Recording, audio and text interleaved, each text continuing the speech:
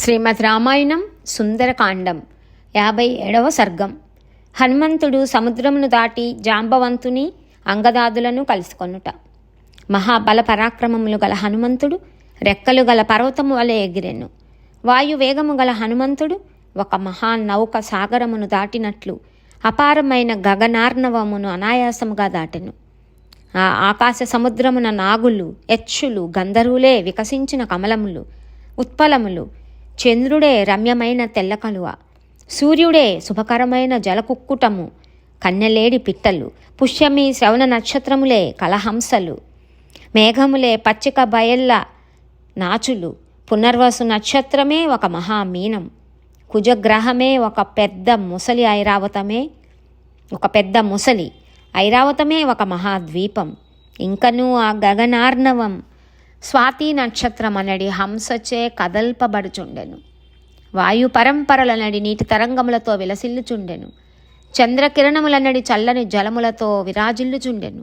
అట్టి గగనార్ణవమును మారుతి దాటెను. వాయుసూనుడును శుభలక్షణ సంపన్నుడును వానరోత్తముడును అయిన హనుమంతుడు ఆకాశమును మృంగుచున్న వాని వలెను, చంద్రుని వరసిగొనుచున్న వాని రీతిగాను, నక్షత్ర సూర్య మండలములతో కూడిన అంతరిక్షమును హరించుచున్న వానిపి గది మేఘములను లాగుచున్న వాని వలెను ఆకాశ మార్గమున సంచరించుచూ వెళ్ళుచుండెను. ఆ గగనమునందలి మేఘములు తెలుపు, ఎరుపు, నీలము, పసుపు, ఆకుపచ్చ, ముదురు ఎరుపు రంగులతో విరాజిల్లుచుండెను. మాటిమాటికి మేఘములలో ప్రవేశించుచూ బయటికి వచ్చుచున్న హనుమంతుడు మబ్బుల చాటును దాగి బయటికి వచ్చుచున్న చంద్రుని వలె తేజరిల్లుచుండెను. తెల్లని వస్త్రములను ధరించిన హనుమంతుడు దట్టముగా ఉన్న మేఘముల సమీపమున సాగిపోవచ్చు. ఆకాశమున ఒక్కొక్కప్పుడు కనబడుచు మరి ఒకప్పుడు కనబడని చంద్రుని వలె గోచరించుచుండెను. వాయుసూనుడు పదే పదే మేఘ సమూహములను చీల్చుచు బయటకి వచ్చుచు గరుత్మంతుని వలె ఆకాశమున భాసించెను. మేఘ గర్జనల వలె గంభీర నాదమొనర్చుడి హనుమంతుడు మహాధ్వని గావించి ప్రముఖ రాక్షసులను హతమొనర్చి తన పేరును, నేను రామబంటును, నా పేరు హనుమంతుడు అని చాటెను. మిక్కిలి తేజస్శాలియగు మారుతి లంకానగరమును అస్తవ్యస్తమొనర్చి రావణునకు మనోవ్యధను కలిగించెను. ఘోరమైన రాక్షస బలములను చీల్చి చెండాడెను. పిమ్మట సీతాదేవికి పాదాభివందనము గావించి మహాసముద్రము మీదుగా మరల విచ్చేసెను. మహావీరుడును గొప్ప శక్తిశాలియు అయిన హనుమంతుడు మార్గమధ్యమున మైనాక మహాపర్వతమును స్పృశించి వింటి నారి నుండి విడువబడిన బాణము వలె అతి వేగముగా ఉత్తర తీరమునకు ఏతెంచెను. ఆ వానరోత్తముడు మేఘ సదృశమైన మహేంద్ర పర్వతము సమీపించుచుండగా దానిని గాంచి మహాధ్వని ఒనర్చెను. అప్పుడు హనుమంతుడు మేఘము వలె గంభీర నాదమునర్చెను. అది దశ దిశలయందంతటను నిండెను. ఆ కపివరుడు సముద్రము యొక్క ఆవలి తీరమునకు చేరి మిత్రులను దర్శించుటకై ఉబలాట పడుచున్నవాడై సింహగర్జన చేయుచు వాలమును అటునిటు త్రిప్పెను. గరుత్మంతుడు సంచరించునట్టి ఆ నభో మార్గమున గర్జనలు గావించుచున్న హనుమంతుని మహాధ్వనులకు సూర్యమండల సహితముగా ఆకాశము బ్రద్దలగుచున్నట్లు ఒప్పారెను.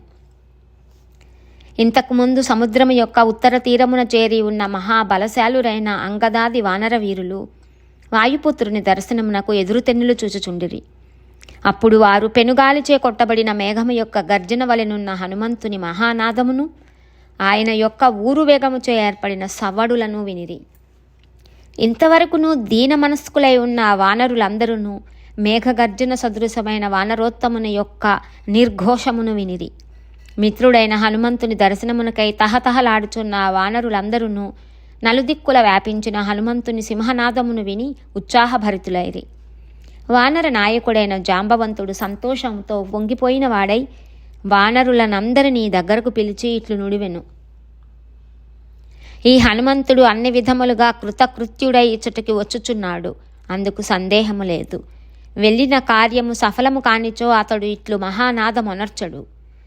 మహాత్ముడైన హనుమంతుని బాహువేగమును ఊరు వేగమును గమనించి మహాధ్వనిని విని వానరులందరూ సంతోషముతో ఇటునటు గంతులు వేయసాగిరి.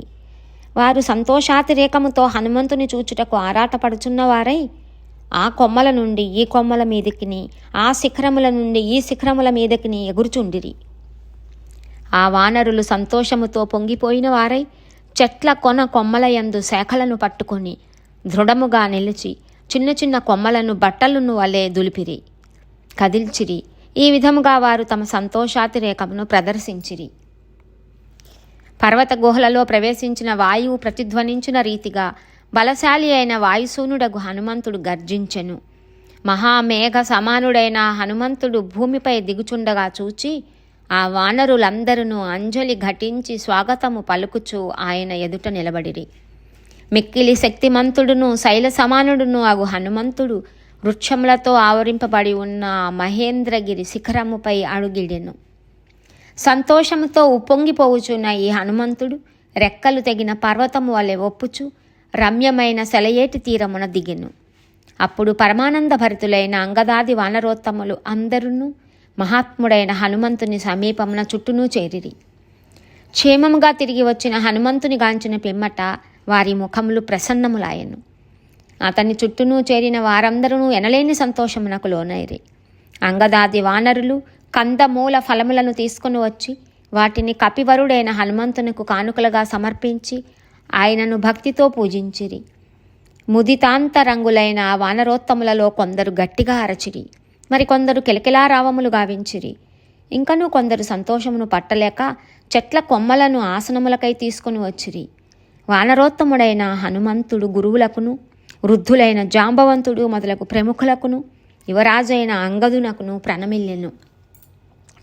పరాక్రమశాలియు పూజ్యుడును అయిన హనుమంతుని అంగద జాంబవంతులు పూజించిరి. ఇతర వానరోత్తములు అందరూ సాదరముగా శ్లాఘించిరి. అప్పుడు మారుతి కనుగొంటిని సీతమ్మను దృష్టా సీతా అని సంక్షేపముగా నివేదించెను. అతడు వాలి కుమారుడైన అంగదుని సాదరముగా దగ్గరకు తీసుకొని మహేంద్రగిరిపై గల రమణీయమైన వన ప్రదేశమునందు ఉపవిష్టుడయ్యను. వానరులందరూ విశేషములను వివరింపుము అని కోరగా హనుమంతుడిట్లు తెలిపెను. ఆ జానకీదేవిని అశోకవనమునందు దర్శించితిని. పూజ్యురాలైన సీతామాతను భయంకరాకారములు గల రాక్షస స్త్రీలు కాపలాగాయిచున్నారు. ఆమె కేశములన్నీయూ ఒకే జడగా ఏర్పడి ఉండెను. ఆ అమాయకురాలు శ్రీరాముని దర్శనమునకై తహతహలాడుచున్నది. జటాధారిణి అయి మలిన వస్త్రయై ఉపవాసములచే కృషించి ఉన్నది. అంతటా కనుగొంటిని అను అమృతతుల్యము విశేషార్థదాయకము అయిన హనుమంతుని వచనమును విని వానరులు ఎల్లరునూ పరమానందము నొందిరి. మహాబలశాలురైన ఆ వానరులలో కొందరు సింహనాదము గావించిరి, మరికొందరు కేకలు వేసిరి, ఇంకనూ కొందరు రంకెలు వేసిరి, మరికొందరు కిలకిలారావములను గావించిరి, ఇంకనూ కొందరు ప్రతి గర్జనలు నర్చిరి, కొందరు తోకలను పైకెత్తి ఉంచి తమ సంతోషములను ప్రకటించిరి. నిర్భరానందభరితులైన కపివరులు కొందరు స్థూలమైన మిక్కిలి పొడవైన తమ వాలములను విలాసముగా నేలకేసి కొట్టిరి. మరికొందరు వానరులు సంతోష పరవశులై పర్వత శిఖరముల నుండి కిందకి దూకి భద్ర గజము వలె ఒప్పుచున్న మారుతిని కౌగిలించుకొనిరి. సీతను దర్శించి ఆ చల్లని వార్తను తీసుకొని వచ్చిన హనుమంతుని ప్రశంసించుచు అంగదుడు ఆ వానర వీరులందరి బల పరాక్రమములయందు నీతో ఎవరునూ సమానులు కాజాలరు. నీవు అపారమైన ఈ సాగరమును లంఘించి తిరిగి వచ్చితివి. ఓ వానరోత్తమ, నిజముగా మా ప్రాణములను కాపాడిన పుణ్యాత్ముడవు నీవే సుమా. నీ అనుగ్రహము వలననే కృతార్థులమై మేమందరము శ్రీరాముని చేరగలుగుచున్నాము. అహో, నీ స్వామి భక్తి అపూర్వమైనది. నీ పరాక్రమము, నీ ధైర్య సాహసములు కొనియాడదగినవి. సాధ్వీ శిరోమణి అయిన రామపత్నియగు సీతాదేవి జాడ తెలియట కనపడుట వాస్తవముగా మన అదృష్టమే. ఇక జానకీదేవి ఎడబాటు వలన కలిగిన శోకమును శ్రీరాముడు త్యజింపగలడు. అది మన భాగ్యఫలం. పిమ్మట వానరులు అంగద హనుమ జాంబవంతుల చుట్టూనూ చేరి వారు మిక్కిలి సంతసించిన వారై పెద్ద పెద్ద శిలలపై ఆసీనులైరి. హనుమంతుడు సముద్రమును లంఘించుట, లంకను గాలించుట, సీతాదేవిని దర్శించుట, రావణుని కలియుట మున్నగు విషయములను వినగోరిన వారై ఆ వానరోత్తములందరూ విపులములైన ఆ పర్వత శిలలపై కూర్చుండిరి. వారు హనుమద్వచనములకై కుతూహలపడుచు చేతులు జోడించి అచ్చట ఏకాగ్రచిత్తులై ఉండిరి. శుభలక్షణ సంపన్నుడైన అంగదుడు తన చుట్టూనూ చేరిన వానరులు తనను సేవించుచుండగా స్వర్గమునందు దేవతల సేవలను అందుకొని దేవేంద్రుని వలె అలరారెను. ధీశాలిగా వాసికెక్కిన వాడును మహాపరాక్రమవంతుడుగా పేరుగాంచిన వాడును అయిన హనుమంతుడును, భుజకీర్తులతో శోభిల్లుచున్న అంగదుడును అధిష్ఠించి ఉండగా, సమున్నతమైన మహాగిరి శిఖరాగ్రము చక్కని శోభలతో తేజరిల్లుచుండెను. ఇత్యార్షే శ్రీమద్ రామాయణే వాల్మీకియే ఆదికావ్యే సుందరకాండే సప్తపంచాశ సర్గః. వాల్మీకి మహర్షి విరచితమై ఆదికావ్యమైన శ్రీమద్ రామాయణమునందలి సుందరకాండమునందు 57వ సర్గము సమాప్తం.